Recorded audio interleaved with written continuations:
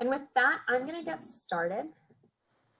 So first and foremost, what we are looking to accomplish today is just give you best practices on sanitization efforts across your school. We are not advocating whether or not you should open, but instead, if you decide to open or you're moving towards issuing devices out in the one-to-one, we want to give you best practices of how to do that safely. With that being said, Hayes Software Systems has been around for 30 years working in school districts across the United States. We work with single site charter schools all the way up to someone like Chicago Public Schools, which has over 500 campuses and everything in between. Now, because of our start by a school administrator, we only work with school districts, and we're really proud to say that we have been working with over 8,000 schools in the United States and are a completely scalable solution. As we are learning, as schools are changing, we want to grow with them, and so we are here to offer and talk today with one of our experts, Audra Stockman, and I'm going to let her introduce herself in a second, but my name is Anna Maria Galazzi, and I am one of our solutions engineers at Hayes Software Systems and our sanitization lead. And Audra, if you can give us a little bit about who you are and the company that you work for.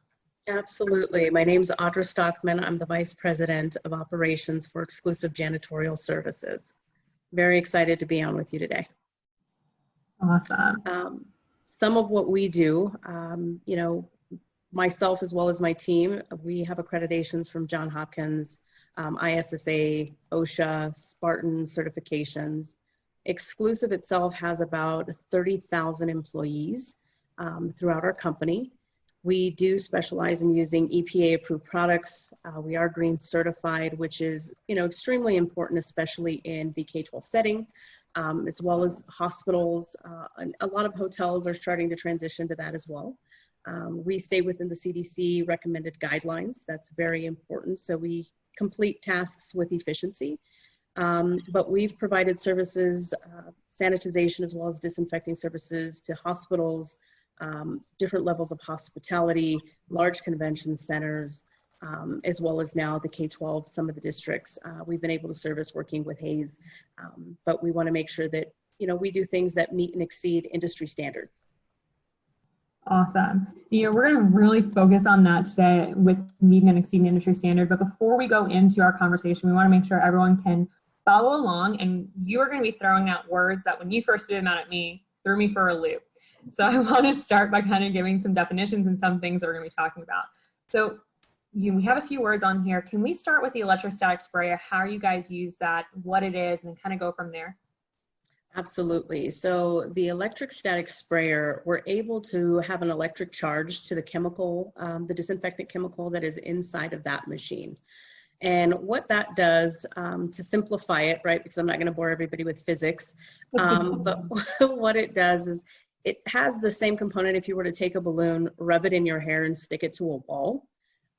So the product actually does the same thing. The disinfectant will actually grab and completely cover, surround any object that it is. So if it's an apple, if I spray it at any angle, you can guarantee that the electrostatic sprayer's chemical, once it's shot out of the electrostatic sprayer, it will completely cover the apple from any angle. So it's not something that you have to twist and turn. It completely covers, and it has that electric cling to it, so it doesn't drip down and you're not wasting chemical, or you're not worrying about having a puddle at the bottom of the floor from anything that's leaked. Awesome.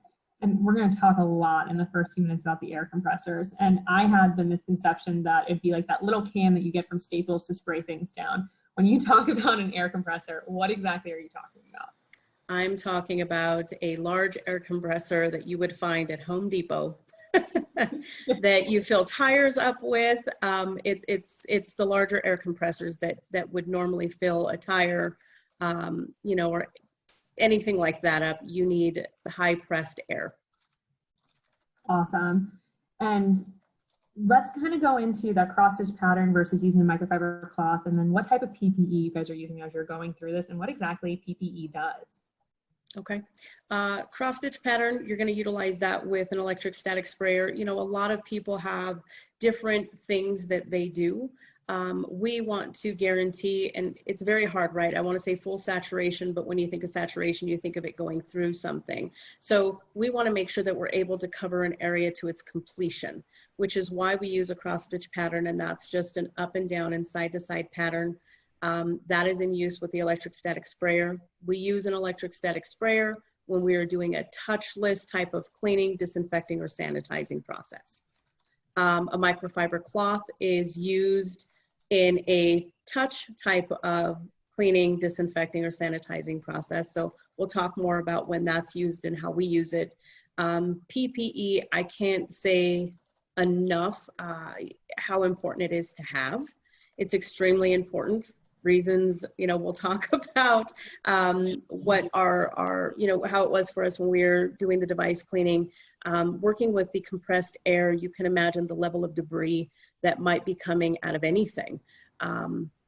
Different carts that are being used to store the laptops themselves, hair particles, skin, anything that's coming out you don't want to breathe in. So making sure that you're wearing the right type of PPE. The standard nurse masks aren't going to work for a job this large. So you're going to want to have the right type of mask coverage. You're going to want to have gloves depending on the chemicals that you're using. You're going to want to have protective eyewear depending on what you're doing. So making sure you know what type of job you're going into so you know what type of PPE to use. And that's a great segue. So there's a few different opportunities at school districts to really sanitize. We're going to talk about mobile device sanitization, buses, and then high touch areas in schools like playgrounds, like hallways, doorknobs. So to start off, I want to talk about mobile devices. I've recently heard that there's a misconception that mobile devices can't be sanitized because they have an electric current. Talk to me about how you guys actually go and sanitize these devices, what process that you use, and then we'll talk a little bit about frequency with that. Okay. It was interesting as we were doing the research, right? And we did the research for several reasons. One, it's because we want to make sure that we're using the right quality of product. Two, time efficiency, right? We know how quickly the turnaround time is that we had to get these out. And three, cleaning and sanitizing is great, but what level of disinfecting do you want and how many times over? Because this is going to our kids, right? And I say our kids because they become our kids as soon as we walk into that door. So our approach with this is two types, depending on, and I'm going to go over the two because if there are different districts on that worked with us, they'll be able to tell you as well. Depending on the volume of laptop, we either used a chemical with a microfiber cloth or we used medical grade wipes, cleansing wipes. But both of these products have what we call, they're kind of combined products in one, okay? So it's a one-step product is what we call it. And it has a cleaner, a sanitizer, and a disinfectant inside of the product. So whether it was done with a microfiber cloth in the solution or it was done with the wipe, it has all of the above. So you would say, okay, well, that's good enough, right? That it's been cleaned, it's been sanitized, and it's been disinfected. Well, it wasn't good enough for us and our team. So at the end of cleaning them, and we can go through the process of cleaning, disinfecting, and sanitizing, we hit all of the devices, all of the carts that the devices are stored in, as well as all of the charging cables with the electric static sprayer and disinfected it that way. Again, the electric static sprayer is wonderful because it encapsulates any living pathogen that might be left over and destroys it. So for me, that's when I said, okay, now I feel good about these going back into kids' hands, right? So our approach on cleaning, first, like Anna Maria said, everybody has, and I've done it before, right? With the air can, let me get the debris out of my computer. Well, there's things that, the kids have had these over the summer. So we really want to get the Cheetos out of there. We want to get any pet dander out of there. We want to get any skin cells out of there, just because bacteria grows in all crevices. So we blow out the laptop keyboard as well as all ports with the air compressor. It then goes to our next station where we use the one-step cleaner, sanitizer, and disinfectant. We start with the outer casing of the laptop. Again, you want to make sure that you're not holding it because you have debris on your shirt, you have elements surrounding you. So you want to make sure that you are operating on a clean surface. You put the computer down, the laptop down, the iPad down on whatever surface you're working on. You do the outer layer first, then you open up the device and you start with the keyboard. Now, if you're using wipes, and Anna Maria, this is very important, and I think I've told you this before, right? Whether you're using wipes or you're using a microfiber cloth, please, I encourage everyone, do not use the same cloth for different areas that you are cleaning. That is not cleaning, that is cross-contamination, okay? I think everyone just realized how they're cleaning their kitchens wrong. At least I did. I cringe a little bit anytime I'm like, no, that's not how we clean that. So for the sake of this, I'm gonna act, because a lot of people are going to use, you know, Lysol wipes. You wanna use at least 3 minimum Lysol wipes. You know, so you can imagine with large jobs, that's a lot of Lysol wipes. So we had to take into account how many Lysol wipes would be good for one job. So at least 3 minimum, okay? You're gonna use 1 wipe to do the whole outer casing of the laptop. You will open up the laptop, then you're gonna start with the keyboard. Now, anytime you're cleaning the outer casing or the inner casing, please do not wipe in a circular motion. That is not the proper way to disinfect, sanitize, and or clean, okay? It is going to be side to side from top to bottom, okay? So open it up, you do the keyboard the same way, not saturating the keyboard. Anna Maria, this goes back to what you said, right? Laptops can't be sanitized because it can really mess up a laptop. So if we are not using wipes, and anybody that might be trying to clean their own device, if you are going to use a chemical and a microfiber cloth, making sure that you read the chemical is extremely important. A couple different reasons why you don't want a chemical that you have to use, or that you have to go back in and wipe down the computer again. With water or anything. You want the 1-ply type of chemical, but you wring it out completely to where your microfiber cloth is almost completely dry, okay? That's how you wipe down your keyboard. Then you're either going to use another wipe, Clorox wipe, Lysol wipe, and you're gonna do the screen. In the cases where we're using the liquid chemical, as well as the Lysol wipes, we would move it on to our next center. I wanna make sure that the computer screens are buffed. So we don't use any chemicals that you have to go in and clean the computer again, okay? It doesn't leave like a resin or a debris, but for kids, for any of the students, as well as, you know, the teachers, our biggest thing, and I know everybody feels this, when we were going back to school supplies and school clothes were like our #1 thing, right? That's what we had to look forward to. And I know everybody felt the same way as I did. All right, well, this is a different time. And for most of these students, this is what they're getting as a tool. So I wanted to make sure that these devices looked as clean and as bright as possible before handing them back. I wanted this to be something brand new and shiny. Even if it's been used a few times, you would never know it. Okay, so that's why we buff the screens. So Audra, you know, we talk a lot about getting this back into the hands of students and staff. I'll pick on them a little bit too. One of the things that for those of us at a school district that we see often is devices sometimes end up in a child's mouth, or they're eating on the device and then picking up as it falls. How safe are these chemicals after they dry for that to happen? The chemicals that we use, you know, they're either green sealed chemicals. These specific chemicals that we used for the jobs that we did do, they're extremely safe. You know, we don't encourage anybody to put anything in their mouth and eat it, especially a chemical, right? A chemical is a chemical. But it's no different than, I mean, it's as safe as it can get. It's not gonna harm your child. The chemical's already sat on there. We're not giving it to them wet, so they're not licking anything live. The chemical has already been on there, it's already dried. They don't have anything to worry about. So I absolutely would not spray a laptop with an electric static sprayer and then hand it to a child and have them insert it in their mouth. That wouldn't be good. If that were going to be the case, we would use a different chemical that would be good. Cleaning, you know, kitchen grade type of chemical where it is approved for you to actually consume it. Awesome. Danielle, I see some things happening in the chat. Were there any questions for us on the mobile device cleaning right now? No specific questions so far, just if anyone has any plans of how they're planning on reopening and what kind of plans they have in process for their mobile devices, just let us know and we're happy to address any questions or concerns you might have. Awesome. Thank you, Danielle. So one of the things that might seem daunting to a school on top of this remote learning and having devices, how frequently, if they're in-person learning, should these devices actually be sanitized or cleaned? What does that look like? You know, it's if a student has the same laptop and they're working on that all day, the beginning of the day and at the end of the day, you know, I think as somebody gets started on it, it should be the day that they start, they should have it cleaned either that night or that morning. If this is a rotation and different students are coming in, anytime it is quote unquote soiled, it should be disinfected.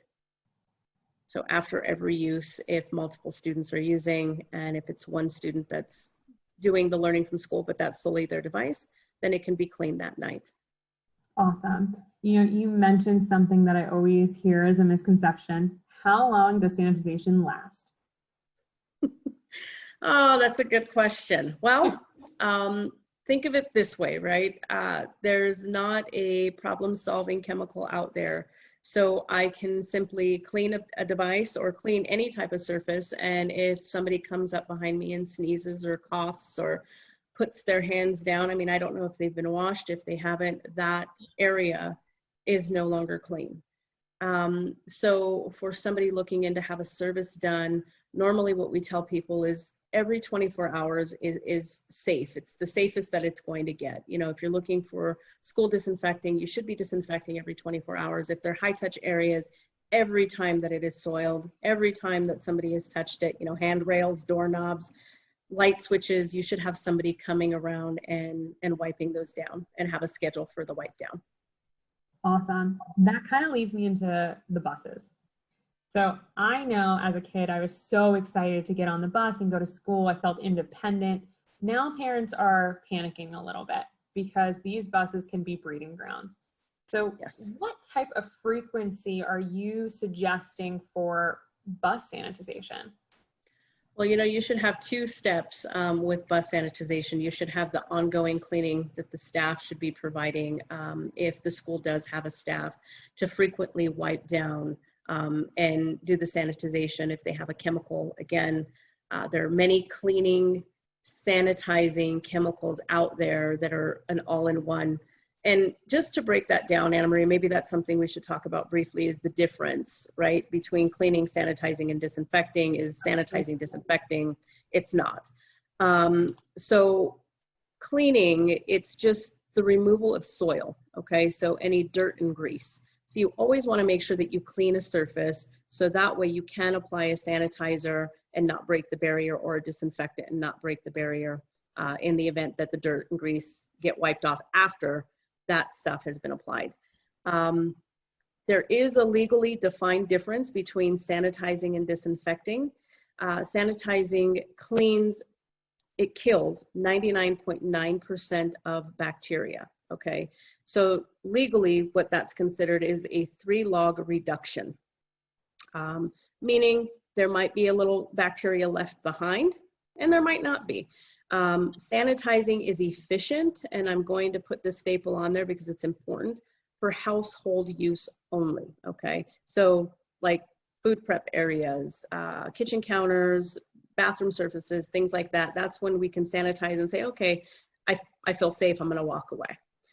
So again, 3-log reduction, where disinfecting is, it kills 99.999% of bacteria, okay, and that's a 6-log reduction. So at that point, you can say, okay, there is nothing on this surface that is living.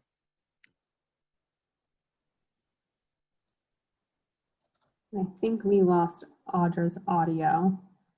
So one of the things that we find really important for a school approach is making sure that we recognize all 3 of those. The cleaning to remove any debris that happens to be on the surface, or as we're talking about on the bus right now. So any of those skin cells that we're talking about, the Cheetos that Audra was joking, but we know happen. Removing anything that can stop the sanitization from actually working on those areas, and then also making sure that we disinfect to make sure that everything is good to go. And Audra, when you talk about that log number, help me understand, because I'm new here, what exactly that means. So it's just the legal definition. So if somebody were to look up, 99.9% kill, what does that equate to? And so it's the 3 nines that are associated with it, right? Whereas the disinfectant has 6 nines associated with the kill time. So that's what the reduction is. Awesome. Thank you for explaining that. As we've continued to talk to school districts about buses, because buses seem to be our number one right now, what is the pattern or the process that you recognize as industry leading that we follow to make sure that buses are cleaned, disinfected, and sanitized? Buses should be done anytime children are either getting on or children are getting off. It's definitely a breeding ground, right? That's the first part of the transportation. That's where they get on to get ready to go to school in the morning, and that's where they get ready to go home. So there's a lot of things that can happen in between that time. So it is definitely a breeding ground. Day-to-day cleaning from the school's organization is going to be important, making sure that we're wiping down the front of the seats, the back of the seats, the driver's side area, the handrails is extremely important. When we get into the cleaning, sanitization, and disinfecting of buses, Anna Maria, we use that one-step chemical that I told you that has all 3 agents inside. So it is a cleaner, a sanitizer, and a disinfectant.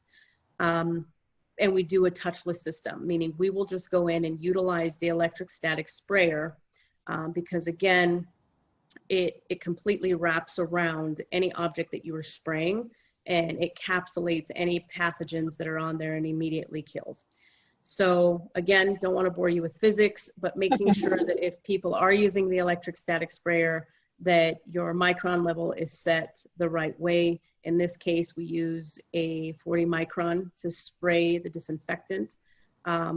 This way it is able to, kind of spread out the right way. And it whether it's the air or on the chairs or on the driver's side, we want to make sure that it is spraying the right amount of chemical that it needs to have the appropriate type of clean. When we go into a bus, the first thing that we do, we want to ensure our safety. So we spray as we go in, okay? We will start from the driver's side. We will make sure that we get the steering wheel, the gear shift, the seat underneath the seat, and we start working our way from the driver's side front all the way to the back. So the front of the seats, we spray top to bottom, okay? So the top of the bus all the way to the bottom of the bus, going all the way down the driver's side, through the back, and then coming back up the opposite way. You always want to work your way out of a room or work your way out of a bus. The handrails and the outer part of the bus is extremely, extremely important. Just because the inside of the bus has been disinfected and sanitized doesn't mean that you can leave the outer part not disinfected and sanitized. How many times do you see kids run up to the bus and grab the outside, right? The outside left-hand side of the bus. They're just hanging on to it. You have to spray the doors. You have to spray them. Okay, so very, very important. But we do use the non-touch type of cleaning agent to handle buses. Audra, I feel like I'm your team's nightmare because everything you say not to do, I have done recently. So maybe I'm just a kid at heart. One of the things that I think is really important that you said that I want to spend some more time on is the frequency of cleaning as a student getting on or leaving. Some of the school districts here in Texas and some other states that we've been talking to are doing minimum capacities. So either 88% or 60% of students on buses, which means that bus might be dropping off and then going back out to pick up more. What do you suggest in kind of those scenarios? A lot of times, well, again, in today's times, it might be a little bit different, but if there is a para that is assisting on the bus or even the driver, as you're dropping off, making sure that you have some sort of cleaning, disinfecting agent, right? The one-step product that you can go through the bus and do a thorough wipe down. that is going to be my suggestion to take care of those high soiled areas, because you are running a risk every time a student gets off and every time a student gets on. If that's not feasible, what's the next best? Because that is overwhelming to me. So I can only imagine it being overwhelming to others. It's an overwhelming time, unfortunately. So if you're asking expert, my expert level of experience, what should you do to make sure and ensure that we're doing everything we can? That is doing everything you can. That is how important it is. Or again, I mean, it's hard for me to say anything past that. Every time a student gets on, every time a student gets off, that's how it should be done. The high level, doing the electrostatic sprayer, so having an expert come in at the end of each night, taking care of it. Yes, it's going to lower the bioburden, but it's not eliminating a risk. Thank you for explaining that. I would imagine now, as we transition into classroom cleaning, that it's going to be similar. So yes, walk me through a traditional classroom clean, disinfect, and sanitize. What does that look like?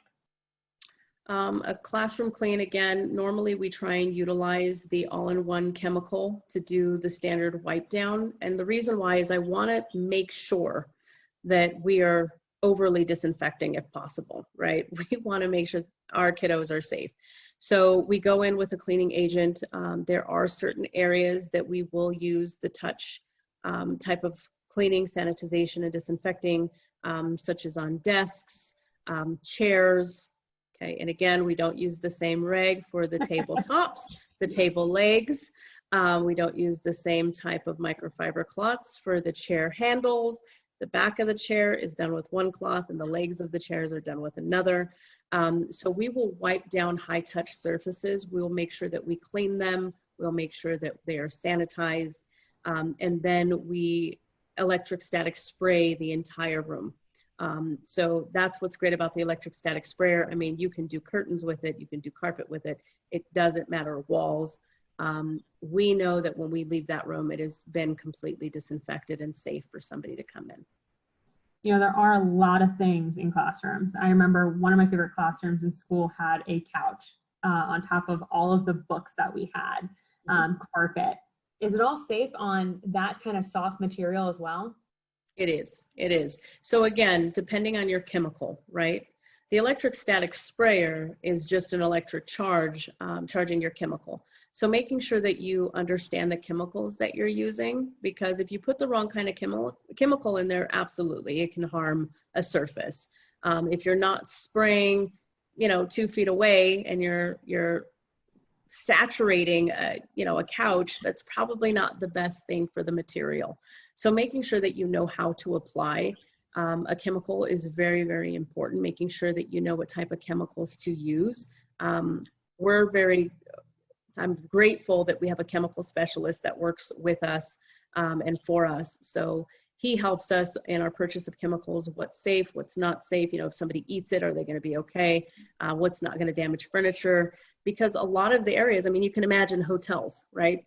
We go in and spray those, and there's a lot of different things in the room that we have to be mindful of. So you said something that I don't think school districts are going to be fortunate enough to have on site, a chemical specialist. What are ways that our districts can set themselves up for success without that chemical specialist? Just reading the back of whatever chemicals that you do have at school. So if you're doing the standard day-to-day cleaning, making sure that you're reading the rest period times, right? So if you're cleaning something and it is a cleaner, sanitizer, disinfectant, waiting the appropriate time for it to dry. Do not wipe off just because it's a little damp or wet. Do not dry it off. Let it sit. Otherwise, it's not doing its job. If you wipe it off, you've wiped off the cleaning agent. Making sure that you read what's good for furniture, making sure that you read, I don't know that anybody's going to go in and wipe down all of the books. I can't imagine doing that. Electrostatic sprayers help with that. But making sure that you read the back of the chemical, that's going to be the most important thing.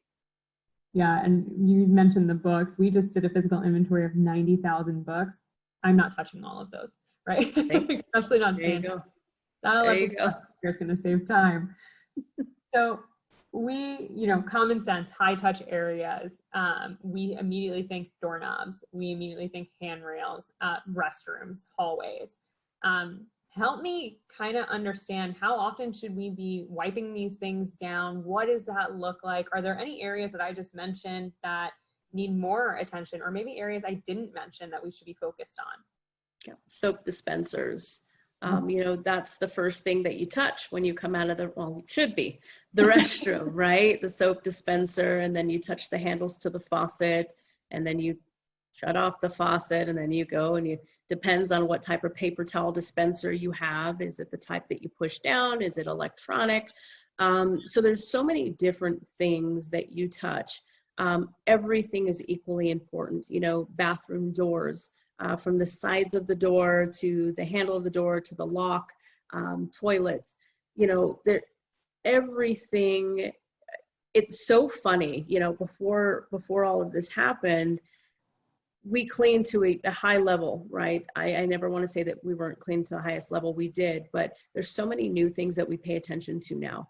So the high touch areas, there's more than we can count, and more than the school districts will ever list. But what I can tell you is we know what those are, and if we were on a job, we'll make sure that they're handled. And we're happy to add to those lists. But the frequency, anytime it's soiled, again. So you should always have somebody on full rotation, depending on how many bathrooms you have. Hand railings, never use the same microfiber cloth from one handrail to another. Again, cleaning, you don't want to clean a surface and then move on to door handles, because you're just spreading and cross-contaminating. One of the things that you educated me on that I didn't even think about were playground equipment. What's the what? The playground equipment. Oh, yeah. What should we be doing with that, especially at our elementary schools or middle schools? How frequently should that be sanitized? How do I even manage to sanitize some of these items that might be wood, or they might be plastic or metal? What does that look like? It's interesting because there's a lot of studies out there, right? So some playgrounds have the wood chips on the floors, and a lot of people are saying UV lights are the only thing that's going to help that. I can't imagine any school or principal or teachers having to go out there and wipe down the playground equipment after all of the students have used it. So that's a touchy one. The best thing that I can tell you is for all staff to make sure that they're ensuring that kids are washing their hands when returning in. The electric static sprayer, that's what we use to clean the playground equipment. We don't have to go in and wipe it down. Again, completely saturates and wraps around all surfaces. So that's what we like to use. I can't imagine coming in with giant UV lights, right? So that's what we use. We found that it is efficient and sufficient for the playground. If they have somebody on staff that is able to come out, any type of custodial help to come out and wipe down the playground equipment as much as possible, again, in rotation. I think that's fine too, but the biggest piece there is making sure that your students wash their hands. Yeah, and UV lights pose their own inefficiencies. So if they're not cleaned or maintained, we can have a disco ball effect where we're only getting that UV light on certain areas. On top of that, it's more exposure to the UV light can cause redness on skin, other skin conditions as well. And so it's not really the safest to utilize when there's students involved. There's not, correct. So I'm going to change your team's name to Ghostbusters, because that electric static sprayer is #1 that I know your team uses, and something that can be easily moved and used in the school districts. Correct. With all of that being said, athletics. Yes. So we're in Texas right now. Football is key. And we're trying to make sure that we can continue to have football games selfishly, of course. Yeah, right. What type of work goes into athletic facilities or the equipment that they're using, that they're wearing? What should be done to ensure that our student athletes are safe? When you say what they're wearing, all of their, again, I can't imagine having to wipe down every single piece of equipment, right? at some level, if you're going in to do a deep clean, yes, you want to make sure, but the touchless system, Anne Marie, I can't stress it enough, really. The electric static sprayer we use for everything. Whether we've done the hand to cloth to item type of, cleaning, or if we haven't, we've done the touchless cleaning. Everything should be sprayed on a nightly basis. They're putting that on, their clothes. I hope they're taking them home and their parents are washing them and using a little bit of white vinegar. That's your disinfecting when you're home. That should be your best friend. White vinegar, everybody. But, you have to sanitize and disinfect those things daily for several reasons, right? A lot of our cleaning agents, they're just not known to get rid of coronavirus, but you don't want to get, a flesh-eating disease. You don't want to get, the flu. You don't want to get any of those things. I mean, students are constantly using different helmets. So we want to make sure that we properly clean and sanitize that stuff on a daily basis. Every time that we talk to districts, we joke that our students will find a way, right? They will find a way to use someone else's helmet, to be smelly during athletics, to eat on top of their computers, to somehow break these laptops, right? They will find a way. So yes, anything that we can do to kind of minimize some of that risk, I think is super beneficial. And some of what we talked about today of just having more high frequency of this cleaning, sanitizing, disinfecting, switching out those microfiber cloths or those medical grade wipes. Lysol wipes, we know the CDC has just approved, making sure that we're not just using one wipe for one specific area, but larger areas taking multiple wipes. And then also laundry. I know a lot of schools that have a large athletic department or a larger school or charter school system might have their own equipment to do laundry. Highly recommend washing it after every use instead of what might have been every 3 uses. And making sure that that equipment is really wiped down so that it covers everything. Now for us, we kind of touched on these. We touched on your buses, making sure that after every route, we're sanitizing, disinfecting, cleaning. Same thing with classrooms, hallways, auditoriums. I know that we're probably not going to be having a lot of parents in to watch our students, but our students will still have gym classes. When it comes to those areas, a lot of conversation happened with a fogger. Talk to me a little bit about best use for a fogger in some of these higher areas versus the electrostatic sprayer versus just best practices altogether. Okay. Auditoriums, we definitely, so, in classrooms, we try to stay away from the foggers just because we want students, if you had an outbreak and you need us to go in immediately, I can spray while your student's sitting there. It's not going to harm them. A fogger, you would have to leave the room. So on the larger areas, we encourage the fogger for the auditoriums can be extremely large. So the foggers will reach higher than any electric static sprayer will reach.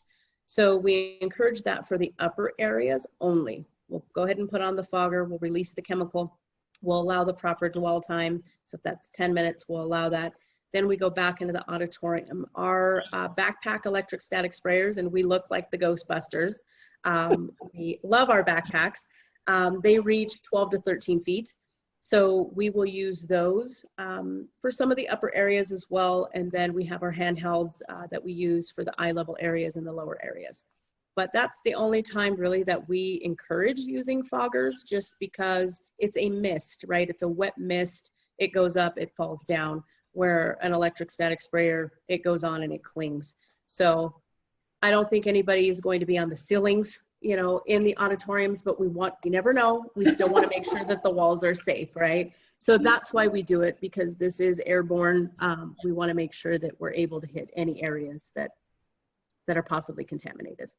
Audra, I hope you didn't just jinx anyone, because as you said, students find a way. I know my son finds a way, so. I want to take a second before we kind of continue on with the conversation and see if there's any questions from the audience or in the chat. Danielle? I did get one private message asking, they said that they were having difficulty getting access to cleaning products like wipes, and they wanted to know if your staff was having that same difficulty or not. So my staff did have difficulties with finding wipes. If you have microfiber cloths available to you, or They're like dry type of paper towel cloths. They're not paper towels, but they're dry cloths that you can find right now. They're hard to get as well. So that's why I say microfiber cloths, because you can kind of find those anywhere. There are chemicals that you can find that are green sealed from Best Buy. I'm sorry, not Best Buy, Home Depot, that you can get. You just have to read it. It is a one-step type of apply. It as a cleaner, sanitizer, and disinfectant. Some of them, if they're one step, you do not have to dilute them, which is fantastic, right? Especially if you don't have a chemical specialist on site, you don't know what part water you're going to need to what part chemical. You just want to be able to pour chemical. The only thing I can tell you is if you use a microfiber cloth, do not double dip into the chemical. So normally what we do is we'll throw all of our clean microfiber cloths inside of a bucket with the chemical in there. We wring it out. We clean whatever surface we're doing, and you're going to want to discard that microfiber cloth into a trash bag that you know no one else is going to touch to be able to take it out. So just don't double dip back into the chemical. But I would say that might be your best route if you cannot find the wipes. All right, y'all, we're using barbecue rules, no double dipping. No double, that's right. Even at the barbecue, do not double dip. And, you know, Danielle, like I said, I mentioned white vinegar. In the event you can't find chemicals at all, you know, we have to stay green friendly in the school. White vinegar and water, definitely, it's a disinfectant. It's not a cleaning agent, but it is known to be a sanitizer and disinfectant. And then they also wanted to know, is the 3-in-1 product that you had mentioned earlier, is that available at like a, you know, not a Best Buy, but totally on the name. Home Depot. I obviously Yes. do a lot of home improvement. Yes, those type of chemicals are available at Home Depot, and you can get them in a gallon jug. Perfect. Just read the proper dwell time, please. And don't oversaturate areas, and do not double dip, and do not use the same cloth.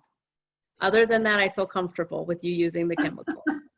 You know, it's funny, when we first started working together, I feel like you drilled into my head dwell time, because it's so easy when I see something that's wet to just want to wipe it off. And Correct. I think it's important to bring up again that if you wipe that off, you're also leaving the germs living on that device, because Correct. that wetness kind of, and I'm using layman's terms because that's who I am, that wetness kind of absorbs all those germs to kill them versus just wiping that back down so you can use it immediately.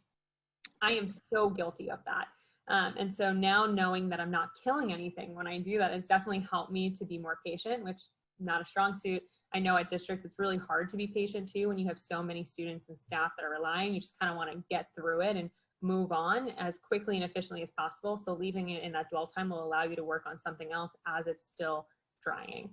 Mm-hmm. Yes. Now, as we kind of go into additional resources that we know a lot of governors are talking about, or CDC, pediatrics, hand washing stations. So walk through this with me, because this is where I struggle. Hand sanitizer versus warm water for 20 seconds. When can I use either? You should always be washing your hands. Okay. Hand sanitizer is not soap. It's important, right? So it's the same thing. Washing your hands, think of it as this. Washing your hands is cleaning a surface, right? So remember I told you, if you apply a sanitizer on a dirty surface, you leave what? Chances for pathogens to get in, right? So washing your hands is the first step. Applying sanitizer, because it's a sanitization process, it's killing at that point bacteria, 90.9%. But if you have dirt on your hands and then you apply sanitizer and you wipe them on your pants or on your shirt, put them in your mouth, I mean, you just left it wide open for yourself. So always wash your hands. I'm feeling attacked. Okay. When they're outside playing, right? Mm-hmm. There's not a hand washing station close by. Is it okay to use sanitizer? Does that help anything? Yeah, I mean, it's sanitizing, but if they're outside playing, they have dirt and debris at that point. So you have dirt and debris with sanitizer. I mean, use it outside. I'm not going to tell you not to. It's fine, but it's not okay to tell them, okay, you don't have to wash your hands once we go in. they need to wash their hands once they go in. First off, hand washing. Singing happy birthday to myself twice. We do it for 20. Yes. Thank you for that. A lot of people, and I always say that, you know, you didn't say your ABCs twice. You didn't sing happy birthday. Get back in there and do it again. You know, don't just wash one side of your hand. You need to wash both sides. That's what I have to tell my son, because he tends to think washing the dirty part, right, is clean. It's not. You have to wash both sides.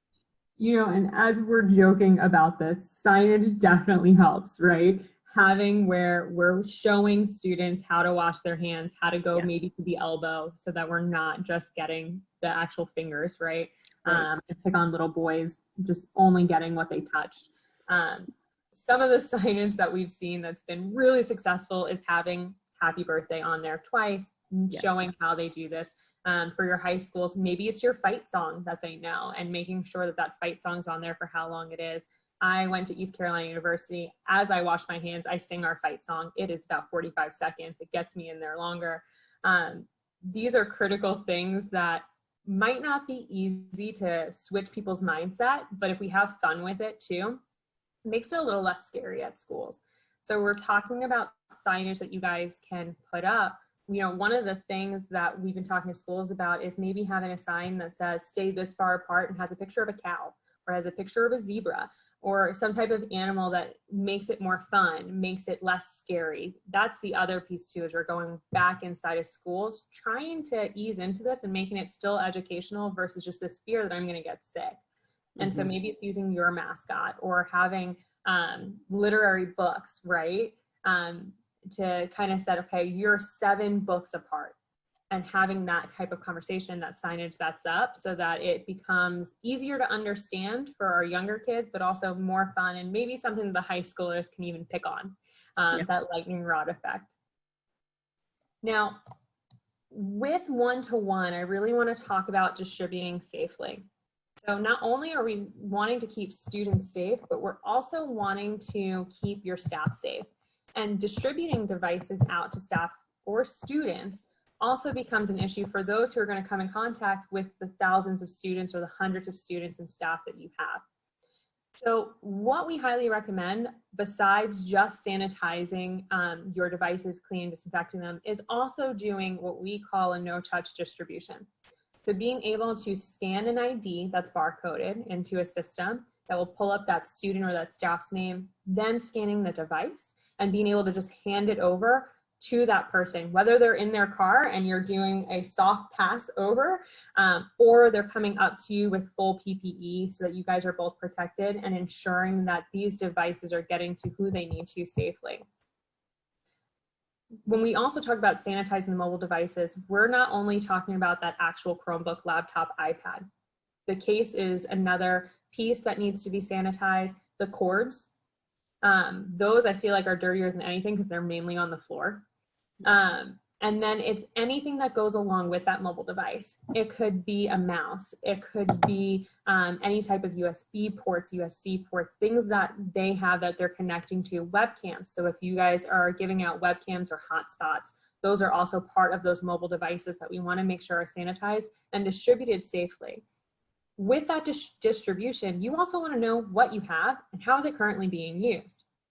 And so having a system that keeps track of all of that, whether it's a software or your Excel, is going to keep you with a peace of mind to know, okay, little Johnny has this device. So when little Johnny breaks that device, I know exactly what he has and what type of material I need to now purchase to fix it, or what I need to swap out to replace. So with Hayes, our main bread and butter are our software pieces. So we have TipWeb IT, which is an asset management system that's really focused around that one-to-one piece, being able to do it with a hands-off distribution. Now, with that TipWeb IT asset management, we have an integrated help desk. This help desk allows for your students or staff to log into a portal that automatically knows what that staff or student has assigned to them. So they can click on that device, create a ticket, and you guys will get accurate information moving forward, no matter where they are. If they're in school or if they're remote, it will also allow for that remote learning to utilize the help desk in ways that you probably haven't thought of before, like asking for tutoring help, having parents submit a ticket, being able to be a further resource using the knowledge base to really go in and saturate the area that you need help in. Because you can have unlimited users, you can also have your instructional staff in here to field some of those tickets as well. With all of that, some of you guys mobilized pretty quickly to get these devices in the hands of students when we first shut down, and now are mobilizing pretty quickly to get these devices back out into the hands of staff and students. We highly recommend doing a full inventory to know what you have, where it is, and how is it currently being used. With that being said, this will allow for you to know if you purchased anything with special funding, did it get back to the right campus as we're going to in remote? Do I have all of my mobile devices back in one spot so I can distribute them out and use them? Do I have to purchase more? What is this next year gonna look like without having to feel like you're throwing darts at a wall and hoping something sticks? This will give you a nice unbiased inventory of what you have, how it's going, and save you time while doing it. So you can actually have a team of experts come out to sanitize and do a physical inventory at the same time. So not only do you have a good know with what you have, but also know that it's safe for your students to utilize. Which brings me to my last piece. Knowing the benefit of having a third party come out here to actually do the sanitization for you is going to be huge. It's an investment into the safety of your team, of your students, but also it's support for your team. Because having your custodians or janitorial staff or technology staff have to figure out all the different regulations, recommendation, rules, what this looks like might be overwhelming and daunting. And to be honest, they might not capture everything. That's not their main role. So we want to offer up resources to make sure that your team is supported, you have increased coverage, and you are prepared for whatever this 2021 academic year throws at you. I want to stop there and see, Danielle, any questions pop up? No, not any new ones. So thank you, Audra, for that tip, though. I did see some things about that. You're very welcome. Awesome, guys. Well, if you have any further questions, please let us know. If you would like to learn more about sanitization efforts that we can provide to you as a resource, feel free to reach out to us at sales@haysoft.com or our phone number. If you would like someone to reach out to you, you can also drop your contact information into the chat, and someone on our team will reach out to you to talk a little bit more about how we can help you reopen safely with sanitization efforts. Thank you all for joining today. I look forward to talking to you guys soon. Thank you, everyone. Thanks, Audrey.